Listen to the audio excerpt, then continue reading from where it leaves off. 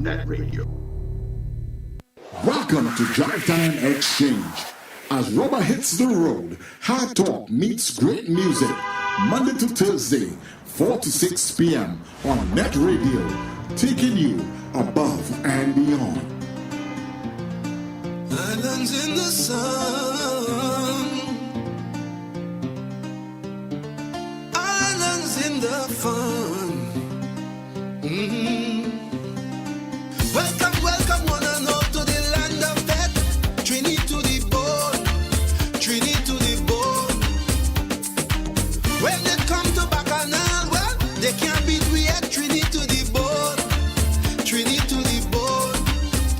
Look, sweet woman parade abundantly. The brethren, they full of energy. Some people say God is a Trini. Paradise are not convincingly. God gave us a spirit fiery. But nothing in the world will bother we. But look, a smart man gone with we money. We still come out and mash up the party. Sweet, sweet TNT. Oh, how I love of this country. Sweet, sweet TNT. No place in this world I'd rather be. Sweet, sweet TNT. Oh, how I love of my country. Sweet, sweet TNT. All this sugar can't be good for me. Oh, from Toko to Caroni. Oh, Maraval to Sanssouci. Oh, from Scarborough to Kokori. Oh, Frederick Street. Sweet, sweet TNT.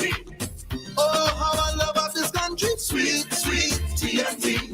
No place in this world I'd rather be. Well, there is no place I would rather be than here in sweet, sweet TNT, sweet, sweet Trinidad and Tobago, and especially at this point in time as you get ready to celebrate Republic Day 49 years ago. Yeah, and we're here again. So good afternoon to everybody, and of course, thank you very much for being here. It is New Era TT Radio, the heartbeat of the Caribbean. We take you above and beyond. Welcome to the Drive Time Exchange. Of course, we are marshaled by none other than our journalist extraordinary inside of this session, Mr. Tony Fraser. So, Tony, good afternoon to you. How are you doing? I am good, Charlo, and yeah, it's been a nice day. Some rain, some sun, and I am sure that everybody benefited from it. Those who into the sun, those who into the rain. The farmers got some rain, some water on their crops, and I'm sure that well, from where I am, it didn't seem like a drenching shower.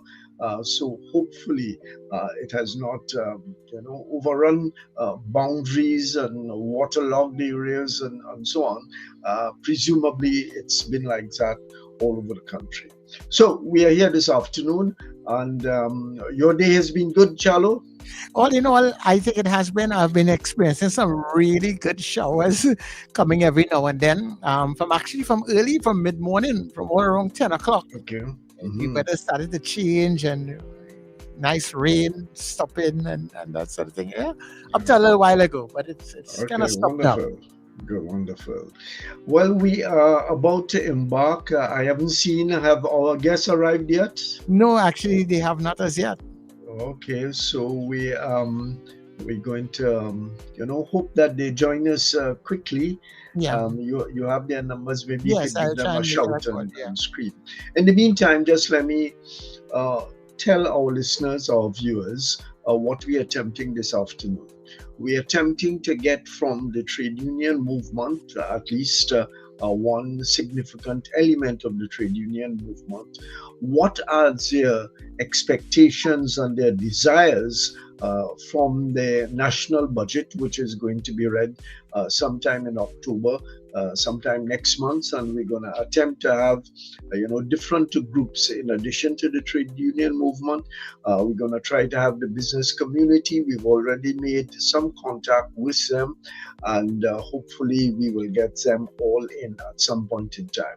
Now, the trade union movement is particularly, just let me make the point again, it's one element or a number of elements of the trade union movement, but not every trade union and not every governing body is behind all of this in terms of being part of the government.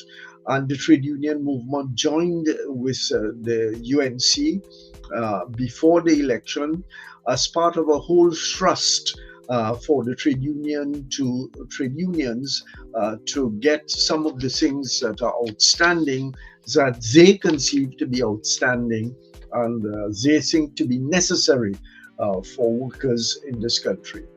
And just to indicate a few of the areas that we hope to touch on this afternoon, we're expecting, incidentally, 2 trade unionists. We attempted to get in touch with a third one, but that didn't work out. We have supposed to have Michael Annisette, who is the president of NATUC, which is the overall and the largest grouping of trade unions. That's the National Union or Trade Union Movement. And we also, and Mr. Annisette is also the president of the SWWTU, that's the Seamen and Waterfront Workers Trade Union, a trade union that goes back 100 years and more. And so a very significant organization. And well, it wasn't always the Seamen and Waterfront Trade Unions. It had a different kind of name, but it represented port workers way back when. The other person who is supposed to be here is Ozzi Warwick, who is the secretary of the other major representative body of trade unions. That's JTUM, the Joint Trade Union Movement, and he's the general secretary of that organization, and he's also the education officer of the OWTU, the Oil Fields Workers Trade Union. And so those are the 2 individuals who are supposed to be here. We attempted to get another senior trade union leader. I won't call the person's name because, we got in touch. We attempted to get in touch. We spoke with secretaries and so on and so on, but we haven't got a response. So we don't expect that individual to be here. But we expect Michael Annisette, who, as I indicated, is the president of NATUC, the National Trade Union Center, and Ozzi Warwick, who is the secretary of JTUM, the Joint Trade Union Movement, and he's also the education officer of the OWTU, the Oil Fields Workers Trade Union, one of the biggest unions and most powerful unions in the country. And they have joined up, excuse me, they before the election, they came together with the United National Congress and struck some arrangements with the political party and entered into the elections on the basis of an organization, not exactly a coalition, but really an association with the United National Congress. 2 members of the trade union movement have got into the House of Representatives, and therefore there is a place inside there for the trade union movement. So that's the kind of organization that we're expecting to have before us in a short while from now. Chalo, I presume that you're continuing to attempt. Well, definitely, I am working on it. I think the gentleman, they were trying to get in, but I don't know if you sent them the wrong link. Well, as far as I'm aware, I send them the normal link that we use. So let me troubleshoot it a little bit. Okay, and I'm thinking maybe you can send them. You have their numbers. You can send them again the link. I think I sent them the right link, but you never know. Things happen. So attempt to do that again as we continue to talk. So what we want to ask of the 2 trade unionists is the question of whether or not, not whether or not, what are the major concerns, what are the major things that they are going to bring to the table, and presumably discussions have been going on between the trade unions, which are part of the government, and the Minister of Finance, perhaps even the Prime Minister, with regard to ensuring that what the trade unions have petitioned for and what they have agreed to will be forthcoming to them. I see one of the trade unionists, Michael Annisette, up on the screen. Welcome to you, Mr. Annisette. Yes, good day All to right. you and your listening public. We had some problems in getting in. I was waiting in the waiting room for some time now. Okay. All right, you're here now, and that's important. And we just to tell you that we expect Ozzi Warwick to join us soon, and soon as well, we are not going to wait for him, but we're going to start the discussion with you. I'm not too sure if you heard my introduction, but essentially, as I indicated to you, what we want to hear from you, some of the major things that the unions have put forward, which are relevant for the budget. I don't presume every one of the requirements are going to, fall into the basket of the budget, but surely there are some which are major and which we need to talk about. So let me start with possibly the most contentious one, and the one that surely needs financing from the budget, the whole business of settling outstanding wage negotiations in the public sector and the adjoining sectors. And according to the agreement struck before the elections, I suppose discussed also after the party get into power, is the whole business of the negotiations, and the point being that the negotiations must start at 10%. But before I ask you that, Mr. Annisette, has there been any discussion with perhaps the Minister of Finance or some representative from the government with the trade union movement about the things that are required in the budget? No, unfortunately, no. We would have had what we call pre-elections discussions where a suite of issues was placed on the table when the government was in opposition. Right. Sorry, Mr. Annisette, just let me ask you to back off a little bit so we see a little bit more. All right. Not so far back, but we see a little bit more of you. Okay, that's great. Now. All right. Comrade, I see the comrade Ozzi has joined us. I see Ozzi has got in. Welcome to the program, Ozzi. Just before you go on, Mr. Annisette, Mr. Warwick has to leave us soon. So let me get from him what he has to say, and then we will there'll be some interaction before he leaves, for sure. But then we will have more of you later on. So welcome to the program, Ozzi Warwick. I introduced you as the secretary for JTUM, the Joint Trade Union Movement, and of course in your substantial position as the education officer of the Oilfields Workers Trade Union. Are those two designations correct for you? Yeah, they're correct. Thank you. Yes, okay, Tony. Great. So as the introduction goes, the trade union movement, or elements of the trade union movement, came together with the UNC before the election, and they struck a deal and a number of things that are involved in all of that. Now, one of the major things is let me ask you the same question I asked Mr. Annisette.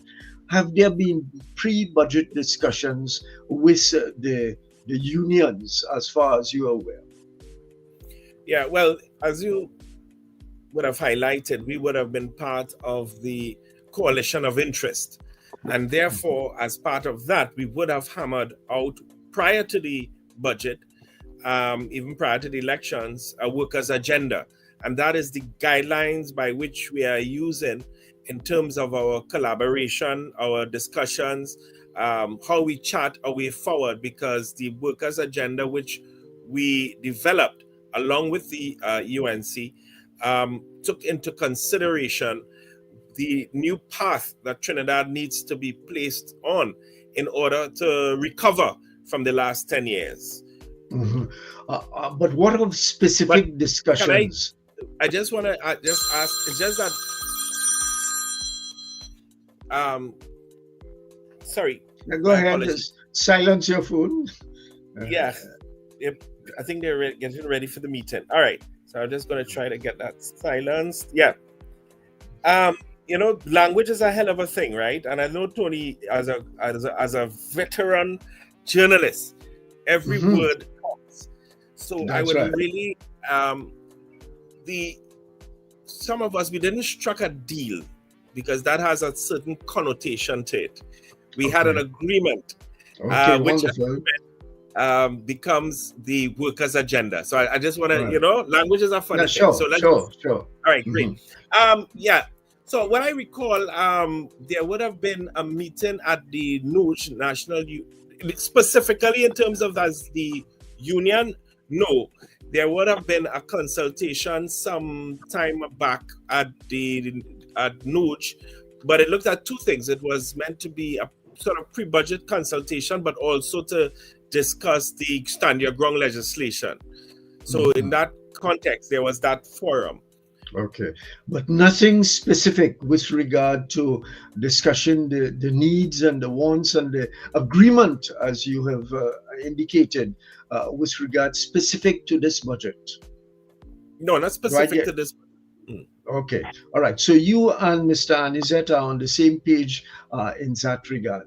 Let me now ask you, Ozzi, and I'm dealing with you first. Because, as you indicated, you have something to deal with soon. One of the big things that has stood out in terms of all the discussion in the media and all of that has been this business of the settlement or the starting of the negotiations for public sector salary increases. The presumption must be that those discussions will start at 10%. I presume they can, as far as the unions are concerned, or the union, the PSA in this instance, will expect that the negotiations will carry the 10% up. And on the other side, the government side will surely wish that they come back down. Is that, as far as you're aware, still on the agenda? Incidentally, I tried to get the PSA president, but that didn't work out. So let me ask both of you that question. Ozzy, you want to take it first? As far as I'm aware, that is still on the agenda. But I think I want us to be very careful. One of the major issues that we had with the last administration is the complete abandonment of free and fair collective bargaining process, right? It was an imposition. Take it, leave it. If not, go to court and then impose it upon you. Right. I think what the Minister of Finance said, and I thought that he stated it very correctly, that collective bargaining will begin, right? Now, it's not just the number going up or down. It's also, you have to negotiate the spread, right? All of that should be, as it ought to have been in the first place, subject to the collective bargaining process. Because there are also situations, like, for example, and I know Comrade Annisette will talk about the port workers. They had an agreement before. So I don't think any union should be pigeonholed in that sense. I think what I got is a commitment to free and fair collective bargaining, starting at 10. But there's a lot that needs to still be negotiated within that. Yeah. And while I take your point, Ozzy, when you throw out a figure like that in a negotiation process, there are expectations. Realistically, there are expectations, and that's the one that has fallen on the public table, and therefore it's something that has to be discussed. Let me hear Mr. Annisette on the question that I asked of Mr. Warwick. Okay. I support in principle what my comrade would have said, but from a trade union perspective, from a NATUC perspective. Sorry, Mr. Annisette, but you're still only giving us a little bit of your head. Let me get some. You want more? All right. Okay, and you have on a pretty gold shirt there. All right. Yes. All right. So we have always articulated, even in the past regime, the question of wages, income, and purchasing powers must be part of any government approach to a new economic model. All right, and we believe that there must be a clear wage adjustment policy. Let me make the point, to restore purchasing powers eroded since 2015. There cannot be no argument against that workers, and more particularly government employees, would have suffered an erosion of the purchasing powers given the government policy to mandate and dictate the percentage increases, which was 002, as you know, 002 for a 6-year period. And we are saying that any wage adjustment must be aligned with inflation and cost of living indices. And we must find mechanism of living wages benchmark against national poverty lines, and as we see in the labor movement, the ILO standards, because they speak to that. No, I will go a little further, because some people are going to talk about the back pay and arrears settlement schedule for public sector and state enterprises. I want to point out that this amount came about because of the past government failure to negotiate and respect the collective bargaining process. So that back pay is money already earned and worked for by the affected government employees. And therefore, it is not something that we are begging for, but it's something that has accumulated because of the past government failure to engage in true collective bargaining. And I think that is fundamental, and that is a point that we have to make. And I want to repeat what we are saying on NATUC. A clear wage adjustment policy must be implemented to restore the purchasing power eroded since 2015. We are now in 2025, and we are talking about the erosion of workers, government employees, purchasing power for the last 10 years. The question I ask to the general public, right, is the union unfair, or is our expectation unfair, or do we fall into the economic trap? And I want to call the neoclassical economic trap, that the government do not have money to pay those wages, as I have heard over the period of time. And we want to make the point that economic is about people. And if you do not have workers who produce the goods and services, who don't have the power to buy the goods and services, you are going down an economic precipice that has all kinds of social consequences that we will live to regret. So we will maintain that we must have a people's center budget that speaks to the reality that is affecting workers in Trinidad and Tobago. Okay, and actually that's a point that I want to pick up now that you've addressed it, to pick up with Ozzi in terms of the government may claim, and I don't know what the government will claim. I have no power, no inside information there. But I was beginning to wonder there, Tony. No. It's just a natural reaction that any government will have. Simply, we don't have the resources to do that.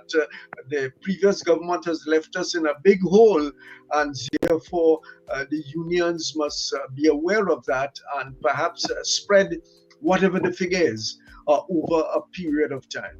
Ozzi. Well, what I'm sure we as the unions are very much aware of is the last 10 years of aggressive neoliberalism, right? Mm-hmm. And I just want to add, because Comrade Annisette made a very, very important point, and I don't want that slip past us. And I think that, in fact, that point is, to me, the very framework for this discussion, which is what are our expectations for this budget? And he said a people-centered budget. That's really important because for the last 10 years, we had anything but a people-centered budget. In fact, if you think carefully about what went, was placing people and workers as though we were a burden to some abstract thing called the state. That was the approach in the previous budgets. And we therefore expect that in this one, and I think everybody kind of looking forward to this budget, I think the expectation is that this will be a more people-centered, workers-oriented budget. I want to put that squarely and clearly. Now, the idea that the government has no money, that is, as Annisette would have said, a typical neoclassical argument. I don't know that the government intends to come with that line of argument. In fact, if I recall, when that 10% was first stated on the campaign trail, a lot of bourgeois economists jump out before the election, jump out to start to say they're being reckless, irresponsible. What kind of promise is that? And it would have been us trade unions defending that position, making the same line of arguments that Comrade Annisette is making. All right. In fact, we put forward the concept of wage-led growth. In other words, don't see the 10% as some kind of expense that the government has to find money to, but see it as an investment, because that we will look at increased productivity, etc. And we'll see more circulation because people will have more liquid cash in order to circulate in the economy, because the economy itself was contracted. And there are so many studies done internationally that shows an adjustment on wages and salaries and improving terms and conditions of workers actually help expand an economy. So I believe that the idea that we don't have the money, I don't see that line of argument. What I see, remember, this discussion is about expectation. We'll have to see whether our expectations are met, right? But what I see is a collaborative approach to determine how do we make the adjustment in line with all of the arguments that Comrade Annisette has made, but how do we increase productivity?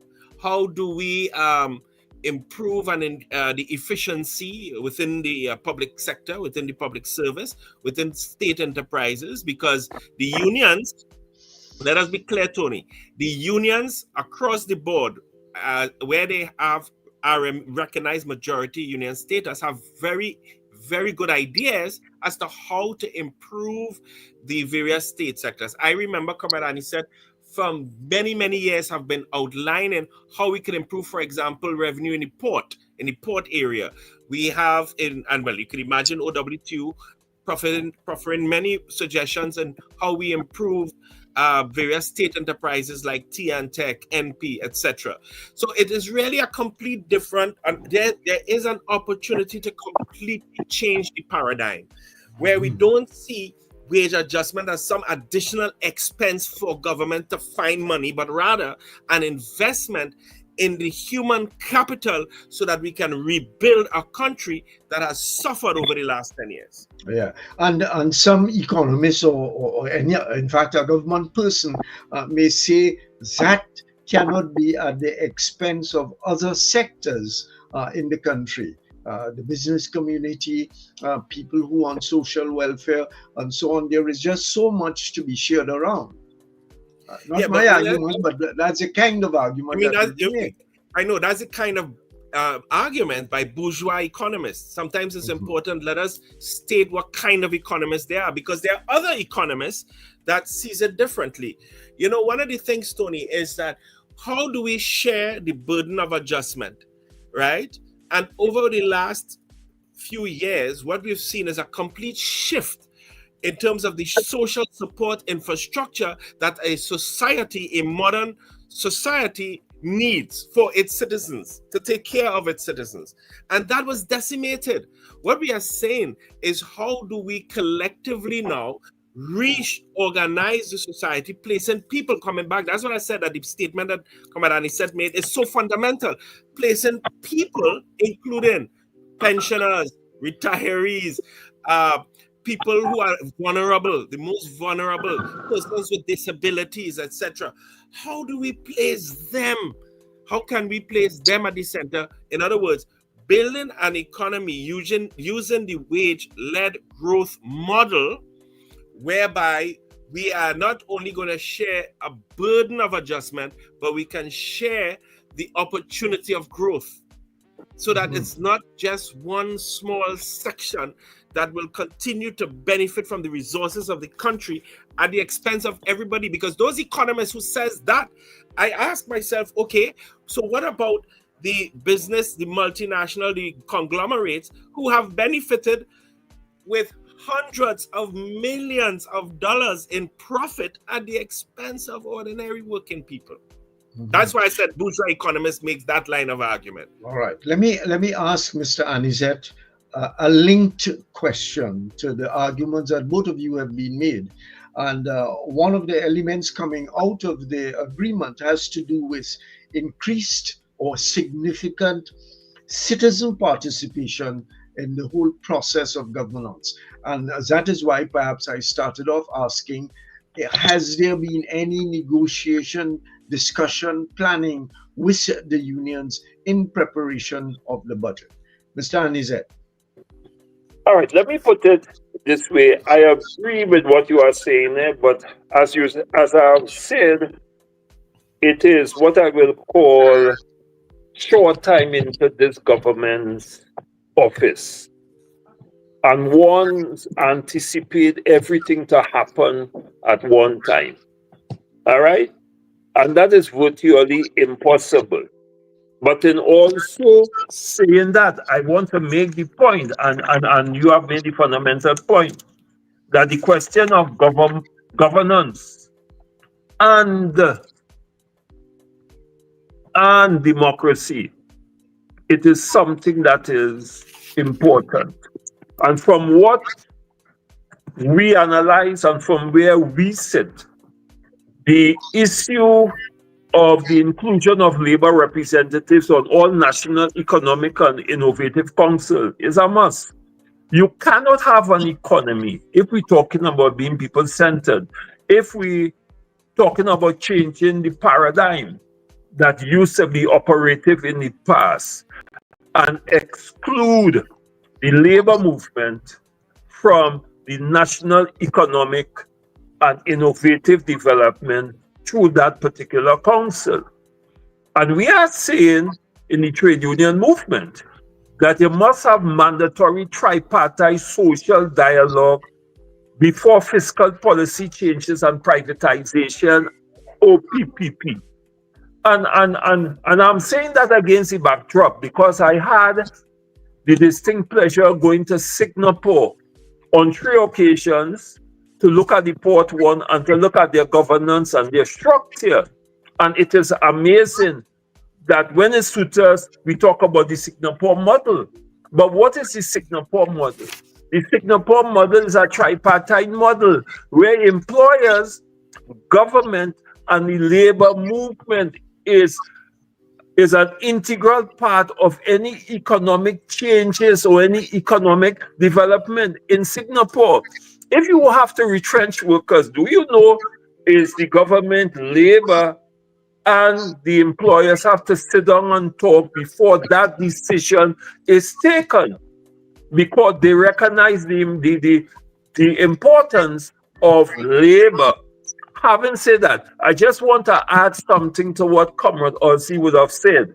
And it's not only job-led growth, it's not only wage-led, but it's also job-led growth. And when we say wage-led, we're talking about decent wages, right?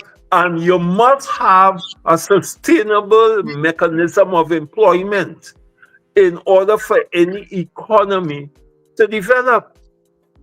So you see, there is a big picture. And then the issue of transparency in public debt management and its implication for wages and jobs must be part of the discourse and the discussions that we have to have if you are serious if you are serious about moving forward. And I will make one final point. It is a very touchy point, but we in NATUC, and I'm sure I can speak for Ozzi and his team, JTUM, and the labor movement generally.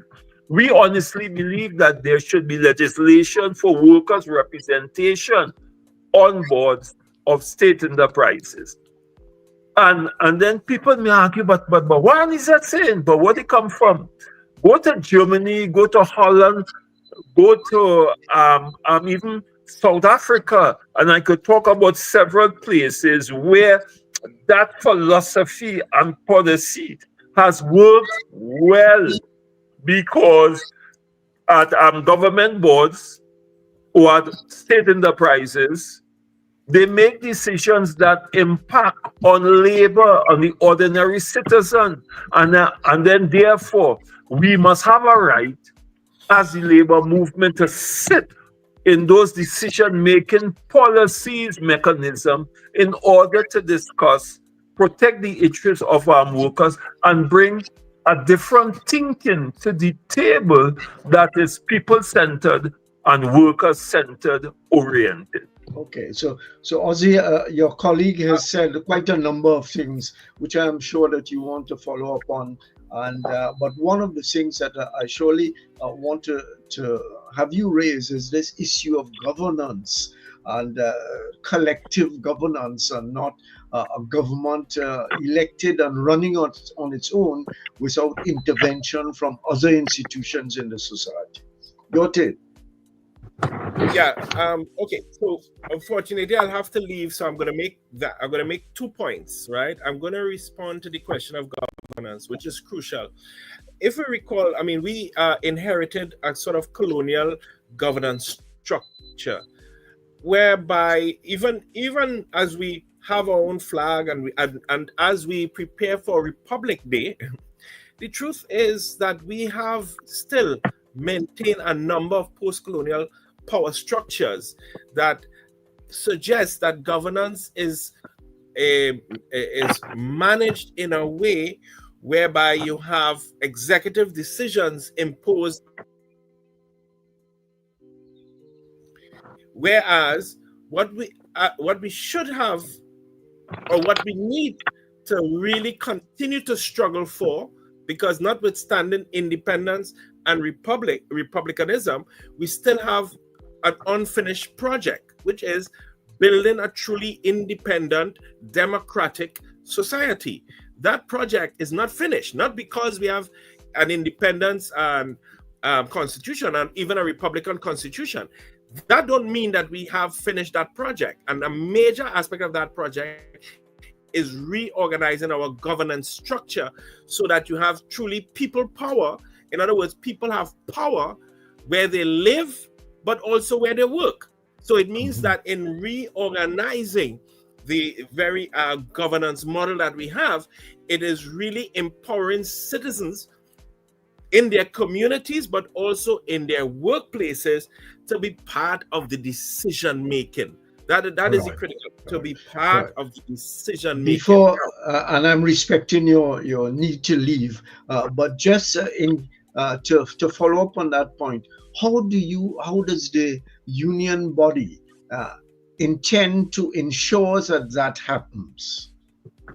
I think there are 2 ways in which we need to, ensure that it happens. Is one, we need to continue to build consciousness study, because that is not going to happen by Ozzi saying it, or by Annisette saying it, or by the trade union leaders saying it. It can only happen through mass mobilization, building a mass movement, because that is the kind of fundamental changes we have seen throughout our political history in this country has happened, you know what, by ordinary people and the mass movement. That's not the upper classes, not the bourgeoisie, not the professional middle classes. Not even them have been able to make fundamental changes. It has always been the mass movement. What is required in 2025 for us now as leaders is to continue to build that membership, amongst that consciousness amongst our members, but also amongst the wider society. We as trade union leaders also have to get into communities reminding communities that we don't just speak for people who pay our dues, but we speak for the voiceless as well. We speak for communities. I mean, I remember, I always like listening to my comrade there when we're doing a rally or a march and he's on the truck. When he's talking, he always talk about who? The ordinary working class people who are not necessarily members of unions, the single mothers who are struggling, young single mothers who are struggling, young single fathers who are struggling with 3 to 4 children and have no jobs. I think that will help us to build a mass movement around fundamentally transforming our governance model to change the power relations, placing power not in the hands the political and economic elite, but placing real power in the hands of ordinary working people. That is crucial. Now, okay, so before I leave, there's one. Sure. I need to make this point before we leave. Under expectations of the budget, one of the things this budget is going to have to address, Tony, is the energy sector in a serious way.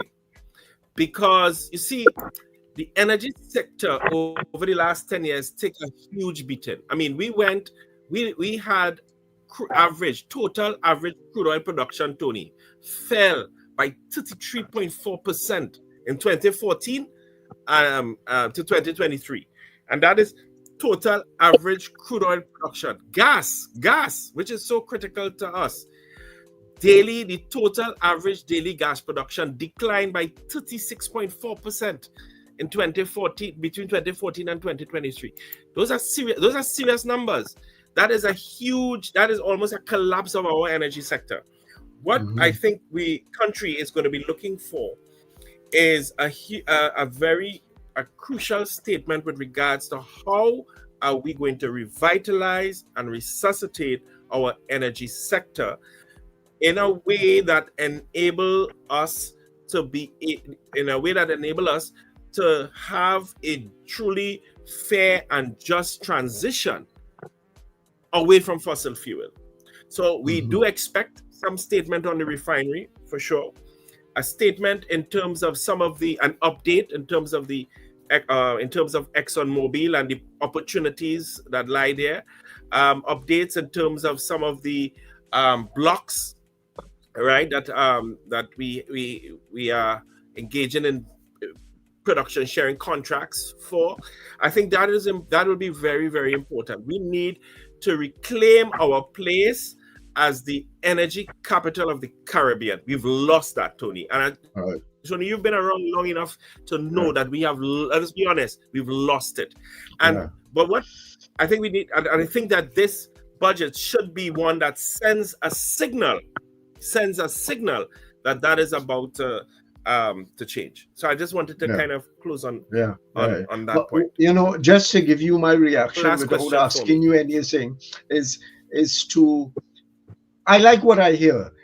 What it tells me is that the unions, having supported the UNC to get into office, that is not the end of the story. That the unions will be, raising hell behind the scenes and in front of the scenes to ensure what has been agreed to is given some prominence. So, Ozzi, thank you very much for being with us. Right? Thank you very much, Tony. It's always a pleasure again. Yes, it's always a pleasure to interact with you. I think you're one of the few persons around who understands in a deep and fundamental way the importance of completing this project of building a truly democratic and independent Trinidad and Tobago. So thank you for having me. And Comrade Annisette, as always, I love being on. I always enjoy. Same on this side. Yes, I'm leaving you to continue the battle. All right. So please. And we know he's a man who put water in him out to talk. Yeah. and I know you're gonna get some 6 and 4s. You're gonna get some 6 and 4s. Okay. Take care. Thank you very much. All right. Okay.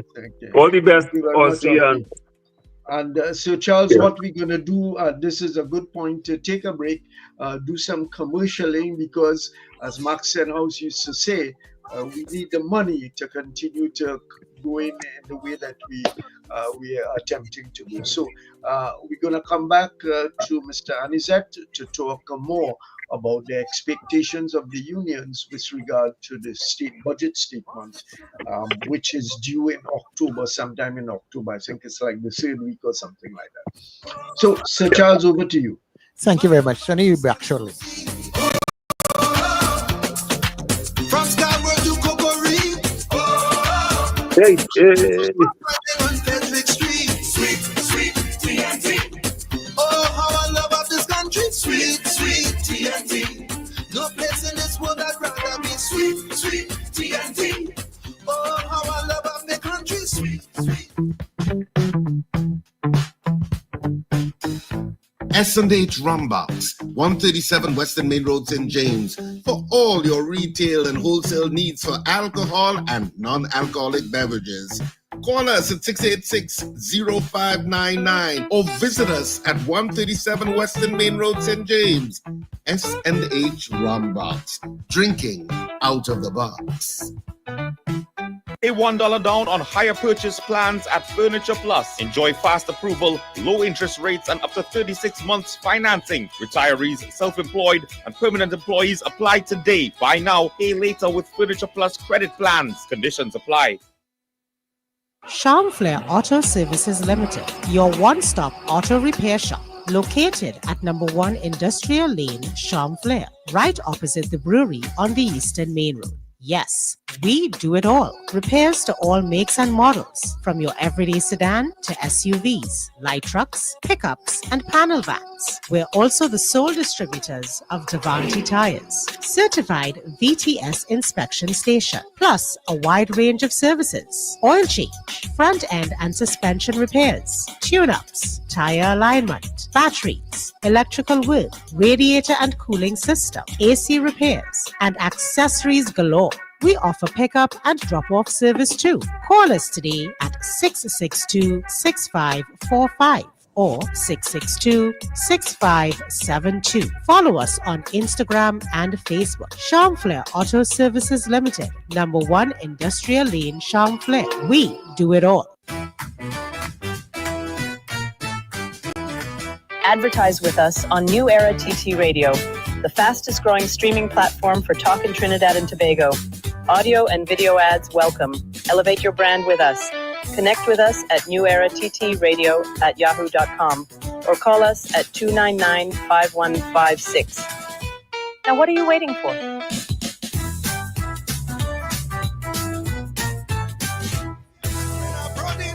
Longing to be home, Trini to the bone, Trini to the bone. Lord, I pray that some sweet day. All right, everybody, and of course, we are back inside of the Drive Time Exchange right here on New Era TT Radio. Now, remember, people, you can get us all day, every day. We stream on newerattradio.com, New Era TT Radio on, and tune in, so you'll be able to get us on your Alexa and Google devices. You also get us on YouTube, Facebook, and of course, don't forget, during the morning period, we stream on Gael Caribbean TV. All right, so we are back on the inside, the Drive Time Exchange with Tony Fraser. Unmute, Tony. Now it's back on. Yeah, thank you very much, Sir Charles. And just to inform our listeners, general listeners and viewers, and also Michael Annisette, who is the head of NATUC and the head of the SWWTU also, that's a Siemens union, which I was doing something in the advertisement for this program, and I talked about a Siemens union over 100 years going back. It may not have been called SWWTU back then, but back in the 1990s, the Seamen and Waterfront Workers, to use the phrase, were kicking hell, Mr. Annisette, yes? Yeah, back in 1919. Yeah. I think that is not recorded in history the way it ought to be recorded, but history cannot lie. and history will never fade away, no matter how you try not to put it in the public domain. But we had the first strike. It was in 1919 when the workers stood up and shut down Port of Spain at that point in time. And suffice it to say that the struggle was for dignity, the struggle was for respect, and the struggle was for decent working conditions and proper wages. And we are in 2025, and the conversation is the same thing. So that tells us something in terms of our history. You know, I raise that because sometimes we do not, in the general public, we do not reflect and we do not know our history in the ways that we should know it. You know, when, for instance, a common thing, and I'm drifting a little bit, but not really, when people say that trade unions should not be involved in politics, I mean, that's crazy. Trade unions invented politics in this country, going back not to 1919, but to the turn of the century, when the Working Men's Association was born and came into being. Yes, Mr. Annisette? Yes, that is correct, but it is a historical fact that cannot be denied by anyone, that when you go through all the countries, going back to even South Africa, going back to the United States, when there was the fight for the 8 hours days, all right, and how many women paid the price for that struggle. It was led by the trade union movement. So the trade union movement have a history of always standing up for what is right, speaking truth to power, but more importantly, speaking on behalf of the voiceless, the disadvantaged, and the ordinary citizens who don't really have a concrete and direct voice in addressing issues that affect them based on decisions that may be taken by the government or even your employer. Yeah. You know, I raise that, and sometimes I think, and I beat the trade union a little bit on that. That perhaps the trade union movement of the present is not sufficiently conscious of where the unions came from, and that they shouldn't be captured by anybody. But as my own little political rant, let's get back to the reality. One of the things that Mr. Annisette has said, and I have not heard it, maybe it has been said, but I have not heard it from any of the other labor leaders. Mr. Annisette has brought the situation of the boards of directors being representative of the entire country to the forefront. And as I said before, he's a man, don't put water in him out to talk. Has there been any, and I think when you raised it, right up to the Prime Minister said, hold on a little bit, give you a little chance, and we can't do everything instantly. Are you satisfied that, one, there is an awareness that that kind of appointment has to spread, and two, has anything been done about it?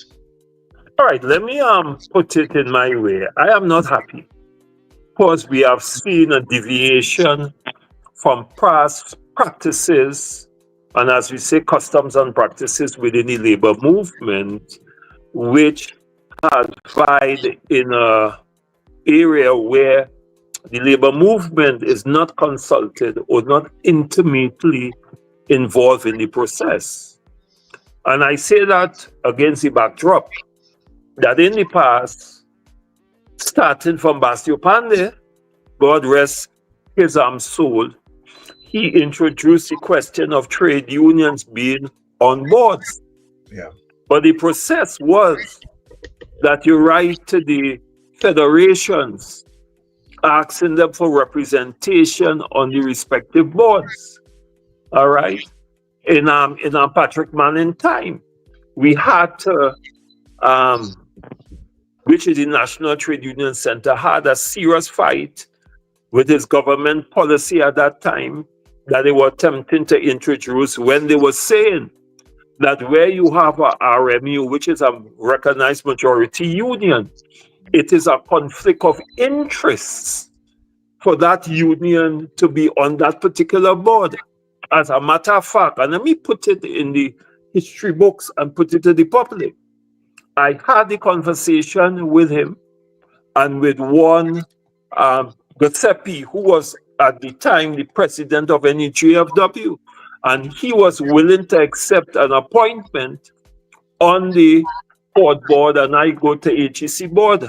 And I made it clear to the Honorable Prime Minister, the deceased Patrick Manning, that I am not prepared to walk that particular road because I am a port worker and I make no apologies for it. I know the ill of the port, and I'm therefore, who is better to go at a board level to represent port workers than the representative of the union where you have a recognized majority union.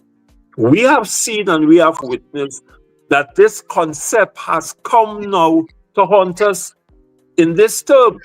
And while people may criticize me, I have no issues. I will continue to speak truth to power. And it is a policy that is failed. It is a policy that I believe is disrespectful to the trade union movement. And it's a policy which does not understand what is the meaning of a conflict of interest. If you look at the state manual, performance manual, they even have provisions of how you deal with a conflict of interest. You have it in cabinet too. You recuse right up to the cabinet. Right. Yeah, right up to so then we are witnessing, and how do you justify that you select a board in the port and there is no labor representative from the union to make the representation which is necessary on behalf of the workers that the board and management have to manage? I mean, think about it, right? And I will go further. How do you put someone from another union on the port, on the plea depot board, which we have recognized majority status, right, to represent labor interests? And you know, that cannot make sense. And it is a concept, an ideology that I prepare to challenge, I prepare to write on again, and it's something that I disagree with. And people in Trinidad and Tobago believe that if you disagree with a government policy, well, you hate the armed government. The right to disagree, right, within a true democratic society is a right that must be respected by everyone. And as I said, we must legislate the question of labor representatives on board and even in the Senate. Because to have a labor representative who is a major stakeholder within an economy, being dependent on the president to determine whether I should put someone, I believe in 2025, that is a mistaken and flawed approach and should be redressed. In other words, in Grenada, I can speak to that, right, that there is legislation which speaks to you must have a labor representative in the Senate. If we are stakeholders, as people say, and a major stakeholder too, because labor is a major stakeholder, why can't we be on the table or the board table where decisions are being made that will affect the ordinary worker or the citizen? Why can't I, as the president of Seamen's Union, sit on the Port Authority board to articulate workers' concern from the port? I have been a port worker since 1975. Check those years. And I've traveled all over the world, visiting several ports, right? Germany, I mean Canada, and Singapore, to see how ports operate. And in Singapore, it is working where labor representatives are in the support board in order to bring the labor perspective to the board. And who is the best person to speak on behalf of port workers? Someone from outside the port who have not worked on the port, who don't understand the port. I mean, let us get serious and let us start to think about what we really want to do in the context of democracy to move this economy forward. And that is one of the positions that I am very disappointed on. And I've expressed that view, and I will continue to make that public statement. It is a flawed argument that a RMU cannot be on a board where they have recognized status. Yeah, and of course, with regard to labor leaders in the Senate, that is something that has been going on for quite a long time. Yeah. You can call any number of labor leaders who have been in the Senate at one point in time or the other. But I just want to ask you to round off that part of the discussion. Has anyone been listening to you and saying that beyond what the Prime Minister has said publicly, wholesome strain, we ain't finished yet? Has anybody given any significant understanding of the point that you make? Unfortunately, the answer is an absolute no. And then that is my concern, because I believe that I am not omnipotent. All right, but the principle within a democratic society is the right for us to sit down and have discussions on disagreement rather than implementing it without any reference to the labor movement. And I have a serious problem with that concept, because while you may say, which is a fact, that the government would have done a few things on behalf of the labor, but if you drop one drop of what I would want to call rust or dirt in clean water, it could dilute the whole water. So one has to be careful. And I'm saying, as a trade unionist, we need to transition from the position and transform our thinking in the context of this. Labor is a serious stakeholder, and therefore we must engage them on matters, hear the view, listen to the view, and let us bring the empirical evidence to support what you are saying.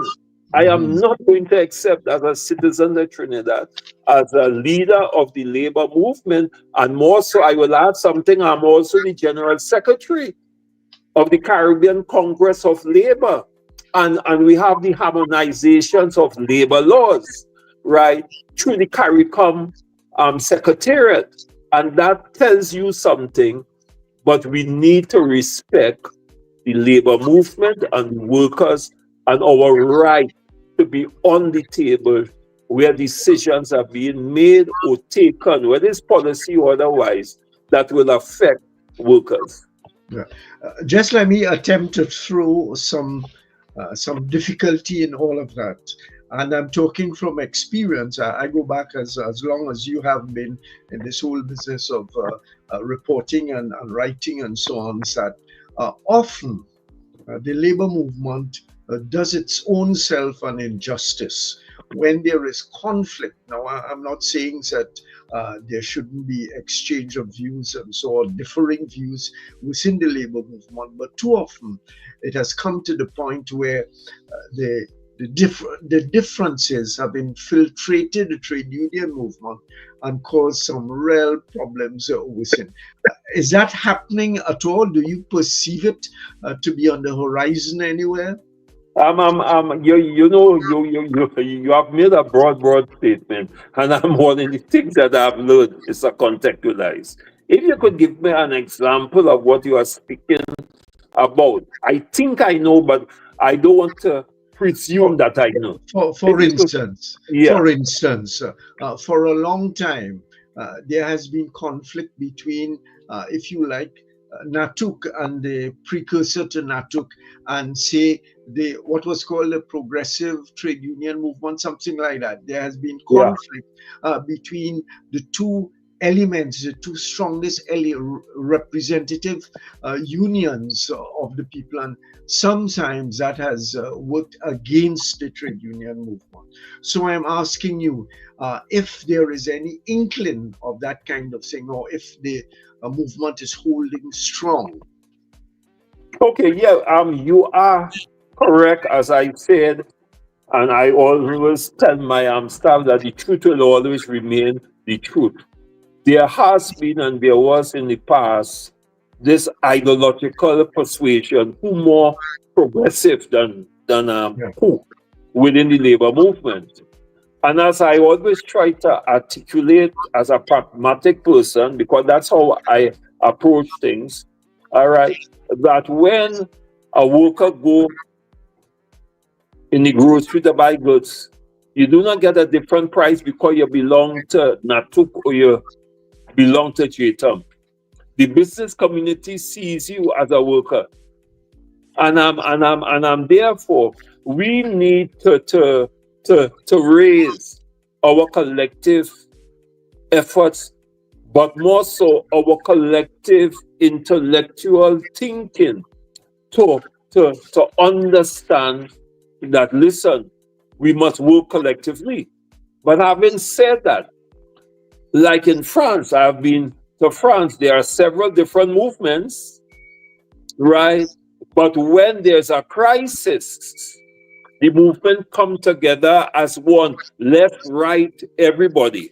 And I'm saying that we have been able to demonstrate on many occasions the coming together of the labor movement on issues that affect workers.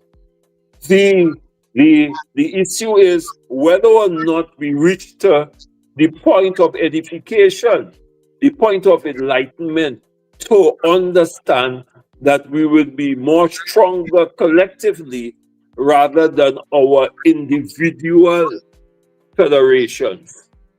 All right, okay. And that is a conversation, that is an analysis, that is a debate that has been going on, and we can see it over a period of time where the question of doing things jointly, JTUM, NATUC, look at it, you're going to see a plethora of issues that we would have dealt with jointly in the interest of the worker. And my approach is, if we do it individually or if we do it collectively and the worker benefits, that is the most important thing to me, which is the benefits that the workers can derive from our collective action or our individual action.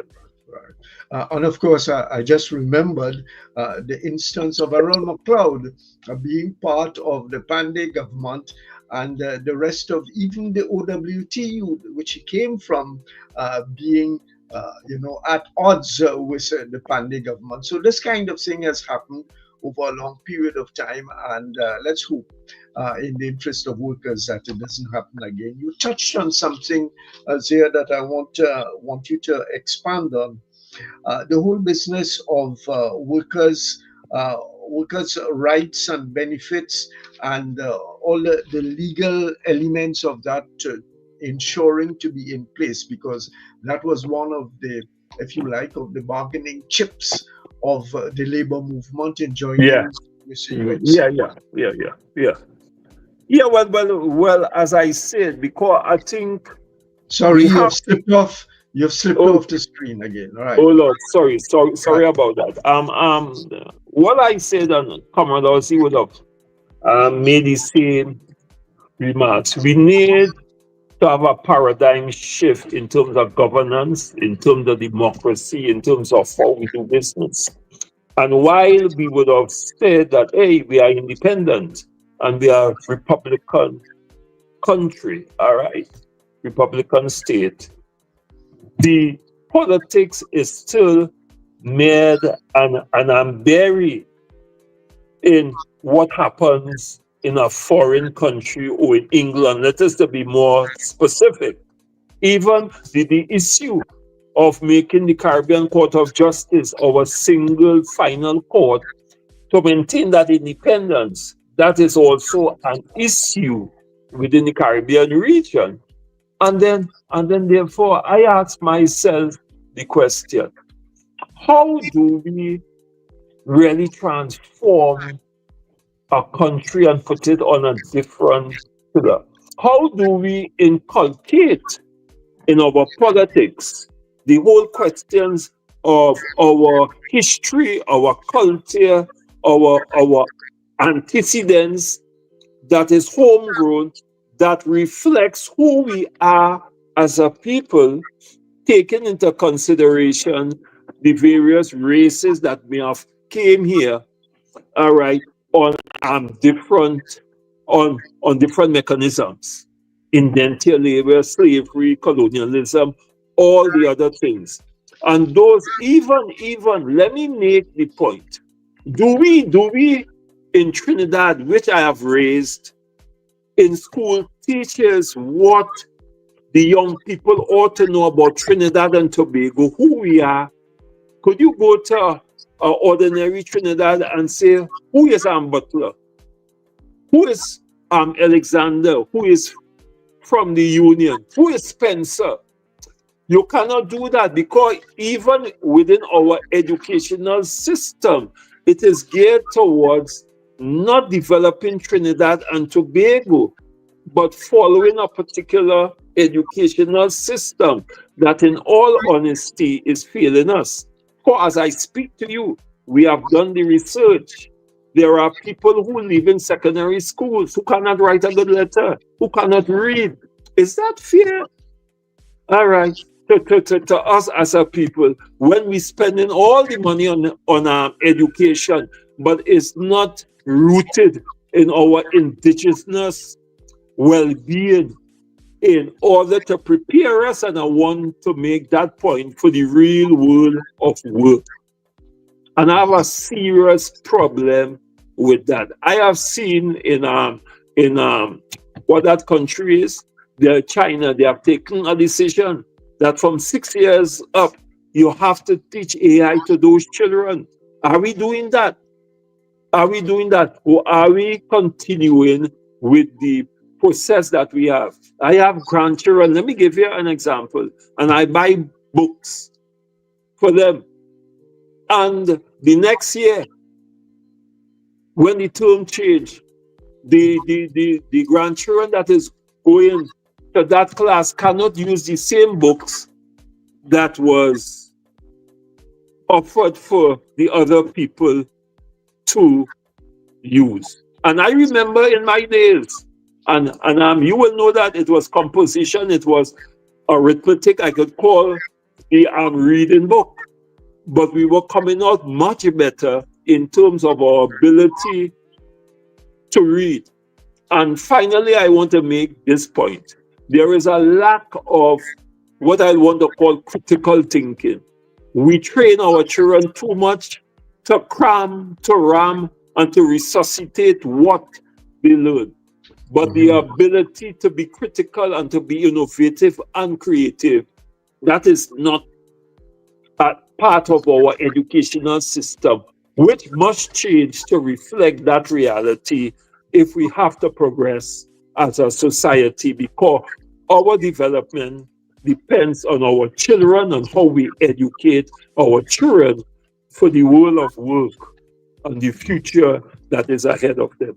Okay, so we are talking with Michael Annisette, who is the president of NATUC and also the president of the SWWTU, the Cement and Waterfront Workers Trade Union, and we are talking about the coming together of elements of the labor movement with the United National Congress at the election, which was held in April. It seems a long way away already, but it's a few months ago. To form the government, and there are two, if I remember correctly, two of the labor leaders from the Deep South who are part of the government, the ministers in the government. Let me ask you, Mr. Annisette, that what is this thing about make corporate manslaughter a criminal offense. I'm not too sure that I understand it myself. Explain that to our listeners and viewers. Corporate manslaughter, in my view. But just let me correct something. I'm not the president of NATUC. I'm the general secretary. Okay, sorry. Is that right? Okay, right. So just for the records to be corrected, I'm the general secretary. That's my friend from Tobago. Yes, he's the president. No. Duke is no longer the president. Right? It is James Lambert until we have our elections. All right. Well, my understanding of corporate manslaughter is when the corporation commits acts that can be deemed as manslaughter, and therefore there needs to be stronger laws to address that particular issue. Because let us not fool ourselves. In Trinidad and Tobago, if you have money, that talks. And the ordinary person who may commit the same misdemeanor or misconduct suffers on language in prison, waiting 5-6 years because poor guy or poor lady, their family do not have the financial wherewithal to get bail or to get a lawyer. And I'm saying that is an injustice in our society, is something that's supposed to correct. But I would like to hear the person who promulgated that idea to express it so that I can understand it, because I am only expressing my interpretation from how I see what corporate manslaughter means in the context of corporations. Right. Yeah, because when I read it as part of the whole agreement, I wondered if, are we talking about manslaughter in the normal kind of sense, or are we talking about... is it economic? Economic. Economic, yeah. So that needs some clearing up. The preservation of cola is another issue that has been put forward by the trade union movement to the government. How is that being taken? No, well, again, like you, we are waiting on the budget to see what happens. But at the same time, the government would have reinstated the 9%, which we thank the government for, because that was in recognition and respect for the collective bargaining process. And inclusive of the reinstatement was the question of cost of living. Okay, and NIB is one of the government state enterprises, and therefore it follows that COLA will be part of the discourse and the discussions and the consultation and the negotiations that we will have in keeping with the ILO principle that governs collective bargaining. Okay.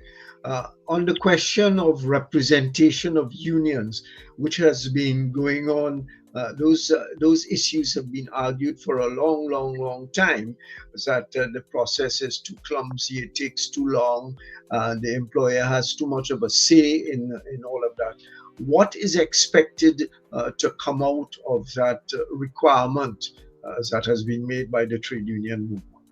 When you say representation, you mean on boards generally? No. I am talking about representation of a trade union to a particular organization. So you're talking about the process of recognition of trade unions, which can take years. Yeah. As I speak to you, and I want to compliment the government and our lone comrade from the labor movement, who is now the Minister of Labor, Senator the Honorable Leroy Batties.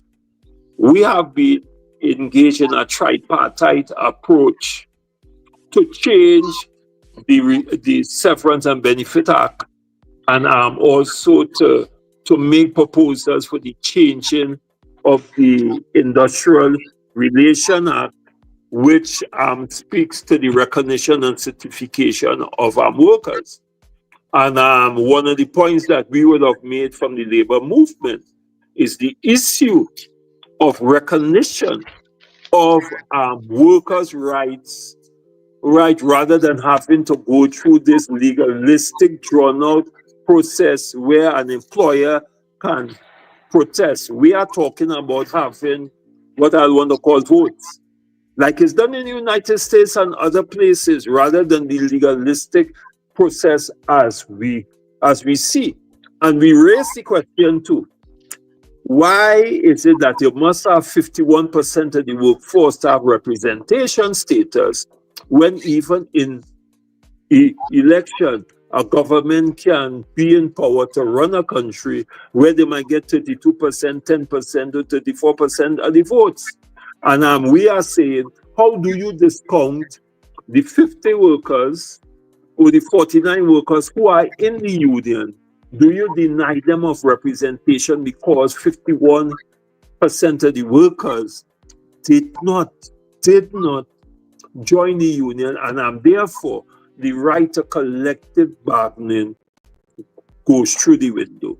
We are saying in modern thinking that has to change to reflect the right of workers to join unions, and therefore you need to make it easier by doing what we want to call the ballot count of workers, and that will dictate if a worker has chosen a union rather than the process that we have to go through. Right now, we have to pay $8. You have to join the union. You have to pay the insurance fee. You must be a member in good standing for 8 weeks. You have to carry your books to be checked. And it's a whole cumbersome issue that is placed on the trade union movement that does not allow, in my humble view, for the democratic rights of workers to join a union. Mm-hmm. So you're saying then, or it should be logical, that if 20% of a workforce determines that they want to do something different from the 80%, they should not be stopped from doing so. Yeah. Well. I don't want to put it so. What I want to say is that as I speak to you, you must have 51% of the total labor force who has joined your union and who has been financial and who are up to date in terms of the amount of weeks that they would have paid, right, for the recognition board to do all the accounting. When they pay the money, when they deposit it into the bank, you have to show all these. What we are saying is that if you want to deal with 51%, let us do away with that process and let us do it by ballot. But I'm also saying, if you have only 51, and then in Trinidad, which is a kind of dagger in the trade union heart, that the 49% of the workers do not need to join the union, and they will benefit from whatever you negotiate on behalf of the 51%. And therefore, I am flipping the coin. If it's only 49% of the workers who join the union, we are arguing that 49% must have the right for collective bargaining through that trade union. Mm-hmm. All right, so we are talking about the labor movement, or elements of the labor movement which are now part of the government. There have been 2 elected representatives of the labor movement in the deep south of the country, moving the PNM from a couple of its stalwart. They could put the pot on fire They're going to win Labrie and Point Forte. Well, that has been disrupted by the trade union movement. And we're talking with Michael Annisette, who I originally gave him the president's job of NATUC, but as he has corrected, he's the General Secretary or the Secretary General? General Secretary. General Secretary of NATUC, which is perhaps the major representative or organization of the trade unions. And earlier we had the JTUM General Secretary, who is Ozzi Warwick, and he talked about different kinds of things. So as we are winding down this discussion, Mr. Annisette, what would you say would be the major 3 or 4 things that you would like to see, that the labor movement would like to see, that the government take some, and I'm not saying that they should be implemented overnight, but surely put on the front burner during the presentation of the budget for the workers and the trade union movement? Well, then, obviously, and I make no apologies for being selfish, because the question of the wage adjustment, right, to restore the purchasing power eroded since 2015, and to have a continuation of the alignment with inflation and cost of living indices that speaks to the workers who we call minimum wage workers, and there must be a change in that policy. There is something, and we call it an indexation or periodic review of the minimum wage, because minimum wage sometimes takes 10 years, 15 years before it is reviewed, and they have those workers down in a hole there that, I mean, is very unforgivable. We will also like to see a commitment to safeguard fuel, transport, and food subsidies for the working class family. We think that is critical and that is important. And there's something that I want to touch on. The issue of the green and the digital transition of your economy. We will want to see the government address that issue. Make no bones about it. Digital transition is part of what is happening in the green economy. And therefore, we will want to see the government thinking ahead of time, all right, and do what I will want to call a just transition policy framework for green jobs. Retraining, which is important, reskilling, and union involvement. Let me repeat it. Retraining, reskilling, and union involvement in the climate-related industrial policies. We want to be part of that. All right? And we want to see support for the digital economy, training and protection against the gig economy, as you will know, and all the exploitation that flows from it.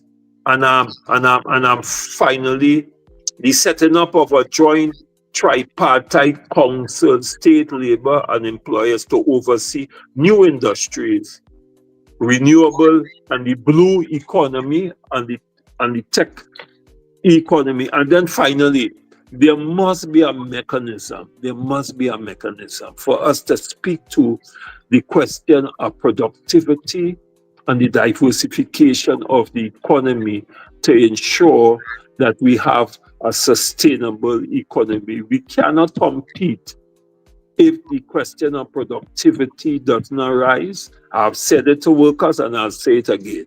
We can no longer work for 2 hours and expect to get paid for 8, or work for 4 and expect to get paid for 8. That is something that has destroyed our society. That is something that we have to root out. And that is something that we in the labor movement, we are prepared to work with the government and the employer to ensure that the question of productivity becomes a center point of our discussion. But more importantly, the tools and the environment to materialize that productivity that we are talking about. they are given to the workers, because you cannot have productivity unless you have the tools and the environment to so produce and be competitive with the global market. Mhm. You're saying some things there which lead me to make a statement, or indeed a question, to say that the labor movement is not afraid of technology. No, we are not. We are not. Technology cannot change, but the issue is how we reskill and retrain our workers, right, to make good of those changes and to have us involved in the process that will bring about the changes. That is all that we are asking. There is too much what I will want to call hand-me-down, right, policies, as opposed to bottom-up policies that engages, right, one of the most important stakeholder, which is labor. Because if you have capital and you don't have labor, what happens? Because labor and capital have a symbiotic relationship in economics, which people do not speak of or speak to.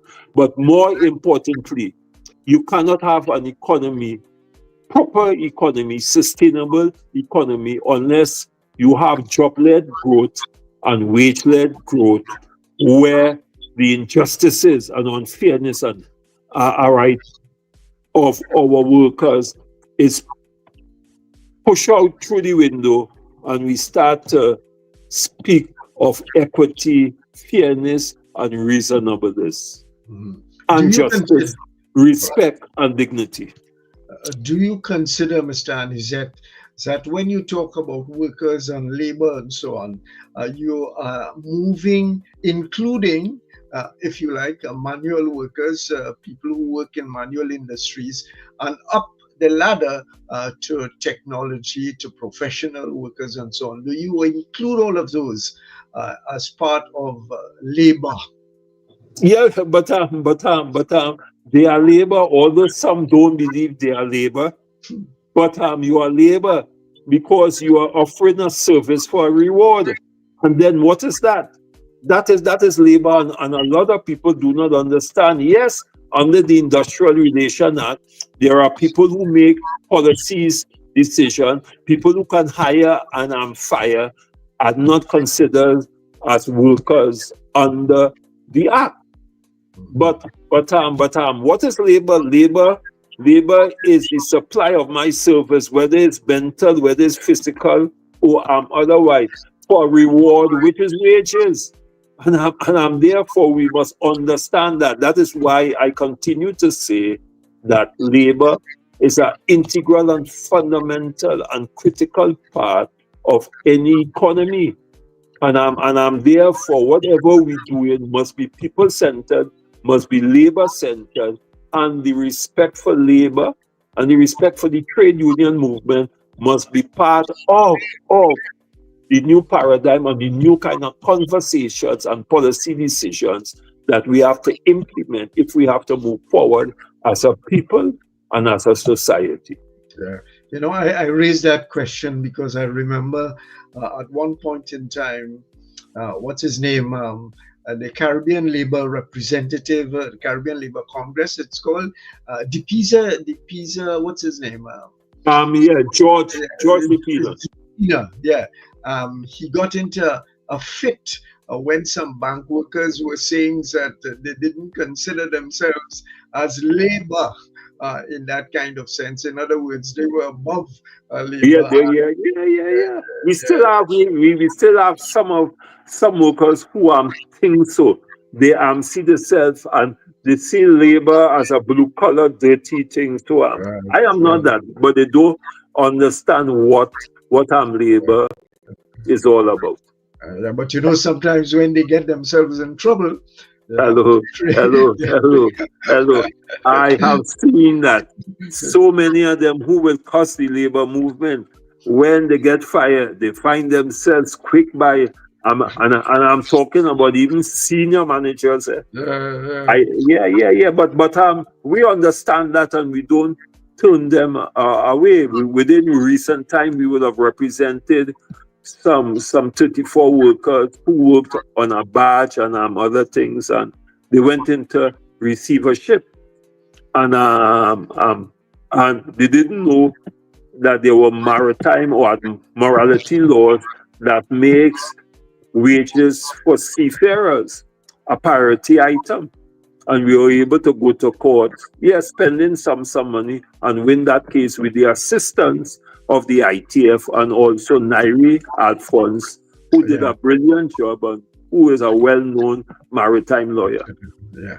Yeah. Michael Annisette, we thank you very much for being with us this afternoon and, laying down the ground and the expectations of the labor movement as that critical budget. I'm not saying that it's the only thing, but it surely is, a major element of the government's expenditure into the next 12 months, and therefore everybody, and surely other people, we're going to have the manufacturers and the commercial business people at some point in time, but we decided that we had to stay with the labor movement to hear their voices as they go forward. So I'm alerting you that after the budget is presented, we shall be calling on you and others again to talk about and reflect on it and see where it's good for workers, where it's promising, and where there needs to be some work on it.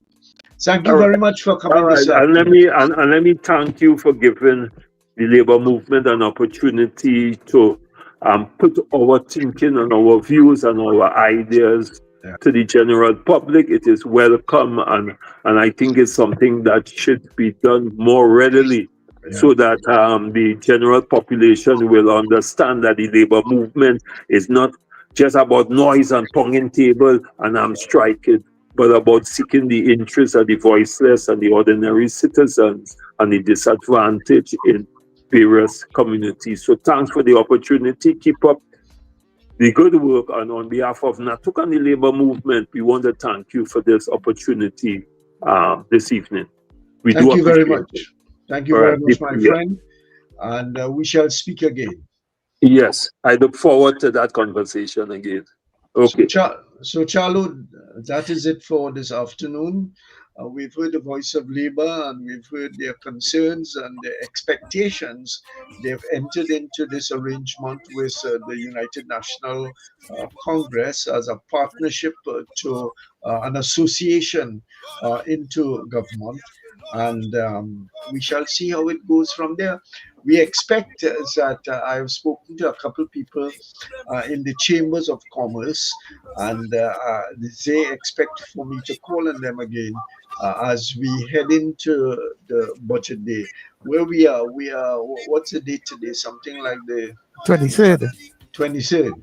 And usually the budget is perhaps in the third week of October, and that can vary. So we're going to return to the subject again before the budget is presented, and surely after it is presented. So that's it for me for this week, and we come back next week Monday on another program, knowing that we are on Monday and Tuesday of the week. Okay, thank you very much, Charlo. No problem, Tony, and thank you so much. And enjoy your Republic holiday tomorrow. Oh yes.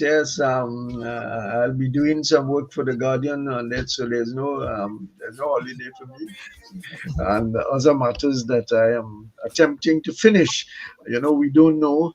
I am not trying to predict anything, but we have to keep. A lot of people are not as healthy. I am certainly not as healthy as I was 20 years ago. That is so true. And I have some projects that I have to finish while there's still some life in the old boy. So that, tomorrow is, and if you enjoy it, it doesn't feel like a burden working on the, Republic Day. Yeah. Thank you very much, my friend. Okay, thank you very much, Tony. People, this has been the Drive Time Exchange right here on New Era TT Radio.